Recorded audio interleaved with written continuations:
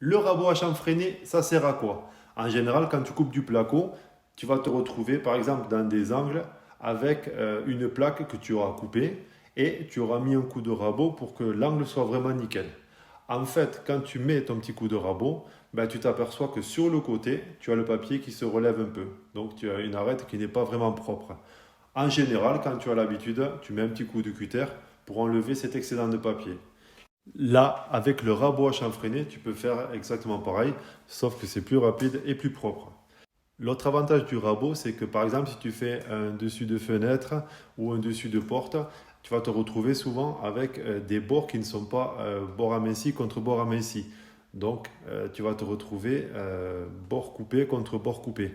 Le fait de mettre un petit coup de rabot à chanfreiner, ça va permettre de mettre un peu plus d'enduit en fait dans la jonction des deux plaques. Et vu qu'il y aura plus de matière, ben, j'imagine que ça sera beaucoup plus résistant. Là, sur cette chute de plaque, tu peux voir une partie qui a été passée avec le rabot à chanfrein et l'autre côté, en fait, qui a été raboté avec un rabot classique. Tu vois, il y a le petit morceau de papier qui dépasse. Tu mets ton petit coup de rabot et regarde, ça fait quand même beaucoup plus propre. Sinon, ben, tu vois, comme à l'ancienne, le petit coup de cutter, on vient faire un petit biseau. Bon, j'ai la lampe qui est fatiguée, c'était juste pour montrer. Les anciens ont fait comme ça. Le petit coup de cutter, comme ça, t'as pas le papier qui dépasse, qui fait dégueulasse. Et après, tu remets un petit coup de rabot et ton résultat, il sera aussi parfait. Allez, à plus tard, ciao!